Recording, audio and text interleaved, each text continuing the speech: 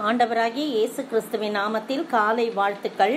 இன்றைய மன்னா, பின்னும் கர்த்தர் அவர்களை நோக்கி, அநீதியுள்ள அந்த நியாயாதிபதி சொன்னதை சிந்தித்து பாருங்கள். லூக்கா 18:6. கர்த்தர் அவங்கள நோக்கி, சீஷர்களை நோக்கி நிறைய காரியம் பகிர்ந்துகிட்டு இருக்காரு இயேசு. அப்போ அவர் அவங்கள பார்த்து சொல்றாரு, அநீதியுள்ள அந்த நியாயாதிபதி சொன்னதை சிந்தித்து பாருங்கள். இன்றைய நாள் தலைப்பு சிந்தித்து பாருங்கள்னு சொல்றாரு. இந்த சம்பவம் நமக்கு தெரியும். சோர்ந்து போகாமல் எப்பொழுதும் ஜெபம் பண்ணணும்னு சொல்லிட்டு ஆண்டவர் இந்த இயேசு இந்த ஓமையை சொல்றதை நம்ம பார்க்குறோம். அப்போ என்னன்னு சொல்லும்போது, ஒரு பட்டணத்தில் ஒரு நியாயாதிபதி இருக்கிறாரு. அவன் தேவனுக்கு பயப்படாதவன், மனுஷனை மதியாதவனுமா இருக்கிறான். அந்த பட்டணத்துல ஒரு விதவையும் இருக்கிறா. அவ அவனிடத்துல போய், எனக்கும் என் எதிராளிக்கும் இருக்கிற காரியத்துல எனக்கு நியாயம் செய்யணும். என்ன எதிராளி செஞ்சாருன்னா இதுல போடப்படல. ஆனா இவள்கிட்ட இருக்கிறத எதிராளி என்ன பண்ணியிருக்காரு, அபகரிச்சிருக்கணும். அவளுக்கு நியாயம் கிடைக்காம இருந்திருக்கும். அவன் அந்த எதிராளி நிமித்தமா எனக்கு நியாயம் செய்யணும் அப்படின்னு சொல்ற. ரொம்ப நாளா, வெகு நாள் வரைக்கும்ன்றான். எத்தனை வருஷ காலமா அவன் அவ போய் கேட்டுக்கிட்டு இருந்தான்னு தெரியாது. வெகு நாள் வரைக்கும் அவனுக்கு மனசு வரல. ஏன்னா அவன் அவனோட அந்த நியாயாதிபதி தேவனுக்கு பயப்படாதவன், மனுஷரை யாரையும் மதியாதவன். அப்படி இருக்கும்போது இந்த ஏழை விதவையை என்ன பண்ணிட்டான், அசட்டையா இருந்திருப்பான். ஆனால் ரொம்ப நாள் ஆனா இவ என்ன பண்றா, பின்பு அவள், நான் தேவனுக்கு பயப்படாமல், பின்பு அவன் சொல்றான், அவனை தனக்குள்ள சொல்றான், நான் தேவனுக்கு பயப்படாமலும் மனுஷரை மதியாமலும் இருந்தோம். இந்த விதவை என்னை எப்பொழுதும் தொந்தரவு செய்கிறபடினால இவள் அடிக்கடி என்னை அலட்டாதபடிக்கு இவளுக்கு நியாயம் செய்ய வேண்டும் என்று தனக்குள்ளே சொல்லி கொண்டான் என்றார். சொல்றார் கர்த்தர் சொல்றாரு, தன்னுடைய சீஷர்களை பார்த்து, அங்கே உள்ள இருக்கிறவங்களெல்லாம் பார்த்து சொல்றார், ஜனங்களை பார்த்து சொல்றார். என்ன அப்படின்னு போது, ரொம்ப நாளாக இவ என்னை அலட்டிக்கிட்டே இருக்கிறா, உதவி செய்யுன்னு. நான் மனுஷரை மதிக்காதவன்னு தெரியும், இவங்களெல்லாம் சட்டை பண்ணிக்க மாட்டேன்னு தெரியும், நான் கடவுளுக்கு பயப்படாமல் தெரியும். ஆனால் இவ என்னை தொந்தரவு பண்ணிக்கிட்டே இருக்கா. இவளுக்கு ஏதாவது நியாயம் செஞ்சு அனுப்பி விடணும், இல்லைன்னா சும்மா என்னை தொந்தரவு பண்ணிட்டு இருப்பா அப்படின்னு சொல்றான். அதை சொல்லிட்டு தான் கர்த்தர் அவங்கள நோக்கி, அநீதியுள்ள அந்த நியாயாதிபதி சொன்னதை சிந்தித்து பாருங்கள் அப்படின்னு சொல்றார். என்ன சிந்தித்து பார்க்கணுமா, அந்தப்படியே அவனே அப்படி சொல்லிட்டான். அதை நீங்க யோசித்து பாருங்க, சிந்தித்து பாருங்க. அந்தப்படியே தேவன் தம்மை நோக்கி இரவும் பகலும் கூப்பிடுகளாகிய நம்மால் தெரிந்து கொள்ளப்பட்டிருக்கும் விஷயத்தில் நீடிய பொறுமையுள்ளவராயிருந்து அவர்களுக்கு நியாயம் செய்யாமல் இருப்பாரோ? என்னை நோக்கி இரவும் பகலும் கூப்பிடுற மக்களுக்கு நான் கொஞ்சம் நீடிய பொறுமையா தான் இருக்கிறேன். ஆனா நான் நியாயம் செய்யாமல் இருப்பேனோ? அவன் அநீதியுள்ள நியாயாதிபதி, கடவுளுக்கு பயப்படாதவன். ஆனா அவனே இந்த விதவைக்கு ஓயாம கேட்டுக்கிட்டு இருக்க இந்த விதவைக்கு நன்மை செய்யணும், நியாயம் செய்யணும்னு தீர்மானிச்சிருக்கும் போது, நான் உங்களுக்கு, நீங்க இரவும் பகலும் என்னை நோக்கி கூப்பிட்டுக்கிட்டே இருக்கிறீங்களே, உங்களுக்கு நான் பொறுமையா இருந்தாலும் காலதாமதம் பண்ணாலும் நான் உங்களுக்கு நியாயம் செய்யாமல் இருப்பேனோ?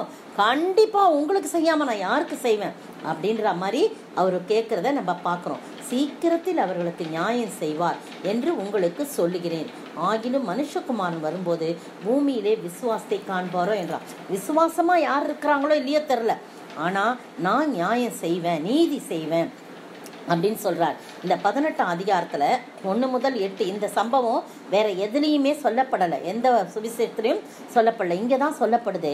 இந்த நியாயாதிபதி காலம் தாழ்த்தினது போல கடவுள் சில வேளையில காலம் தாழ்த்தலாம், ஆனா உடனே பதில் கொடுக்கறதும் இருக்கிறாங்க. ஆனா நம்ம கேட்கணும்னு அவர் விரும்புறார். விசுவாசத்தை விடாம நம்ம கேட்கணும். அப்ப சரியான நேரத்துல நமக்கு சீக்கிரமா அவர் பதில் அளிப்பாரு.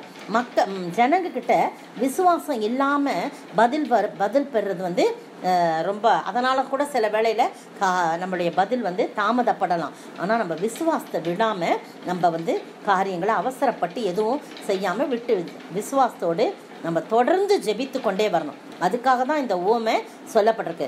சமுதாயத்தால கைவிடப்பட்டவர்களாம் அந்த அநீதியான நியாயாதிபதி நியாயம் செஞ்சா, நமது பிள்ளைக்கு, நம்முடைய அன்பின் ஆண்டவர் தம்முடைய பிள்ளைக்கு, இரவும் பகலும் நோக்கி கூப்பிடுற பிள்ளைக்கு நியாயம் செய்யாரோ, நீதி செய்யாரோ அப்படின்னு சொல்லிட்டு நம்ம ஆண்டவர் இந்த ஓமையை சொல்றார். அதை தான் சிந்தித்து பார்க்க சொல்றார். ஏன்னா அந்த நியாயாதிபதி சொன்னதை சிந்தித்து பாருங்க. அவர் என்ன சொல்றாரு, மனசுக்குள் தனக்குள்ளே சொல்லி கொண்டதை ஆண்டவர் வெளியரங்கமாக இதை வெளிப்படுத்தி சொல்றார். அவன் தனக்குள்ள சொன்னதை இவர் வெளியரங்கமா ஆவியானவர் ஆண்டவர் சொல்றத இந்த ஓமைகளை எழுதுறத நம்ம பார்க்குறோம். அந்த விதவை, இந்த விதவை எப்போது என்னை தொந்தரவு செய்கிற அப்படின்னா, எப்போவுமே இவ என்னை கூப்பிட்டுக்கிட்டே இருக்கிறா, அவை என்னை அடிக்கடி அலட்டாதபடி இவளுக்கு இந்த காரியத்தில் நான் நியாயம் செய்ய வேண்டும் என்று சொல்ல. இதை தான் நம்ம இன்றைய நாளில் சிந்தித்து பார்க்கணும். ஜெபத்திற்கு பதில் கிடைப்பதற்கு கொஞ்சம் நாள் ஆயிட்டா கூட நம்ம சோர்ந்து போகக்கூடாது, விட்டுடக்கூடாது. ஜெபத்தை சந்தேகமாக முறுமுறுக்கக்கூடாது, மனம் பதறி எந்த வார்த்தையும் சொல்லிடக்கூடாது.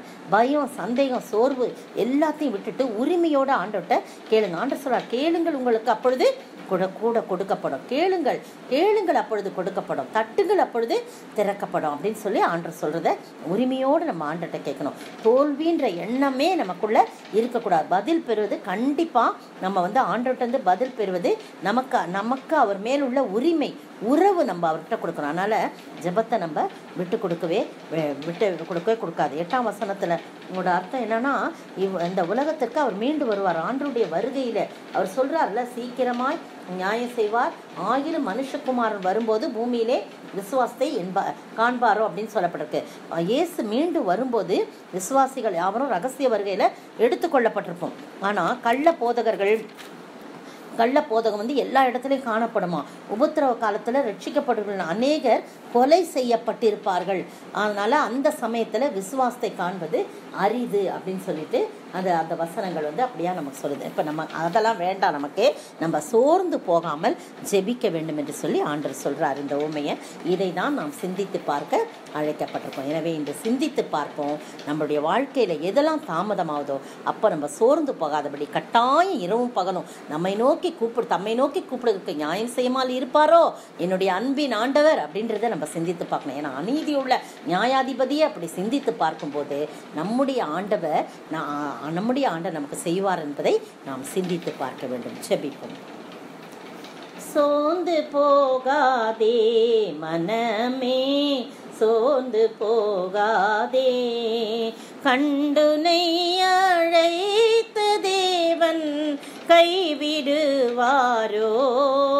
சோர்ந்து போகாதே மனமே, சோர்ந்து போகாதே, துன்பங்கள் தொல்லைகள் உன்னை சூழ்ந்து கொண்டாலும் அன்பர் உன்னை தேற்றும் நேரம் ஆனந்தமல்லோ. சோர்ந்து போகாதே மனமே, சோர்ந்து போகாதே. சோத்தரிக்கிற ஆண்டவரே, துதிக்கிற ராஜா, சோர்ந்து போகாமல் நாங்கள் எப்பொழுதும் ஜெபம் பண்ண வேண்டும் என்பதற்கு எத்தனை அருமையான ஒரு ஓமையை சொல்லி விளக்குனீங்க. அதை நாங்கள் சிந்தித்து பார்க்கும்படியாக அந்த அநீதியுள்ள நியாயாதிபதி தனக்குள்ளே சொன்னப்பட்ட காரியத்தை நாங்கள் சிந்தித்து பார்த்து, அப்படிப்பட்ட நியாயாதிபதியே அந்த விதவைக்கு தேவனுக்கு பயப்படாதவன், மனுஷரை மதியாதவன், அவனே அநீதியுள்ள நியாயாதிபதியே நியாயம் செய்யப்படும் போது என் அன்பின் தேவன், நாங்கள் இரவும் பகலும் நோக்கி கூப்பிடுற எங்களுக்கு நீ செய்யாமல் இருப்பீரோ? கட்டாயம் செய்வீங்க. நாங்கள் விசுவாசத்தை விடாதபடி, சோர்ந்து போகாதபடி உமையே நோக்கி பார்க்க, சிந்தித்து பார்க்க அழைக்கப்பட்டிருக்கும். அப்படியா இந்த கரத்தில் எங்களை ஒப்புக் கொடுக்கிறோம், தாழ்த்துக்கிறோம். இயேசுவின் நாமத்தில் ஜெபிக்கிறேன் பிதாவே, ஆமேன், ஆமேன்.